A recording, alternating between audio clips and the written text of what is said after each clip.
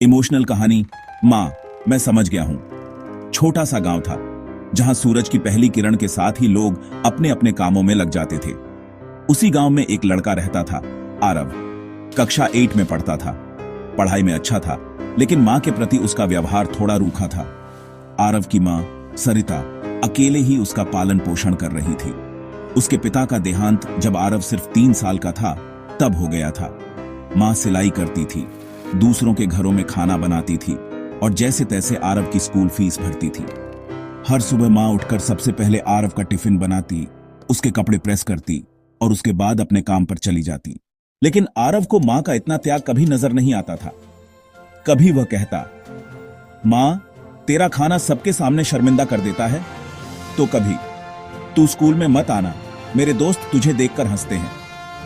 माँ चुपचाप सब सुनती और मुस्कुरा देती। उसकी मुस्कान में दर्द छुपा होता था। एक दिन स्कूल में मदर्स डे मनाया जा रहा था। सभी बच्चों से कहा गया कि वे अपनी माँ के साथ आएं। आरव बहुत झिझक रहा था, लेकिन सरिता ने उसकी बात बिना माने तैयारियां शुरू कर दी। पुराने कपड़े धोकर पहने, बाल ठीक किए और समय पर स्कूल पहुंची। सरिता साधारण कपड़ों में मंच पर खड़ी थी। उसकी आंखों में गर्व चमक रहा था। उसने माइक पकड़ा और भावुक होकर कहा, मेरा बेटा आरव ही मेरा सपना है, उसकी खुशी ही मेरी सबसे बड़ी जीत है। बोलते बोलते उसकी आंखों से आंसू बहने लगे। आरव वहीं बैठा था, सब कुछ सुन रहा था। पहली बार उसने महसूस किया कि उसकी माँ क्या क्या सहती है। पहली बार उसकी आंखों में भी आंसू आ गए। कार्यक्रम खत्म होते ही वो दौड़कर माँ के गले लग गया और बोला, माँ, मैं बहुत बुरा बेटा हूं, मुझे माफ कर दे। आज से मैं हर एक बात समझूंगा, हर दर्द तेरा मेरा होगा। माँ ने उसे गले लगाकर सिर्फ इतना कहा, बस तू खुश रह बेटा, यही मेरी सबसे बड़ी जीत है।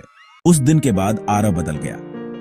वह पढ़ाई में और मेहनत करने लगा, माँ के हर काम में हाथ बंटाने लगा और सबसे बड़ी बात, उसने माँ की इज्जत करना सीख लिया। कभी कभी जिंदगी की सच्चाइयां हमें सबसे सरल शब्दों में समझ आती हैं। माँ की चुप्पी में छिपा होता है सारा संसार। अगर तुम चाहो, मैं इस कहानी को एक नाटक या पत्र की तरह भी लिख सकता हूं।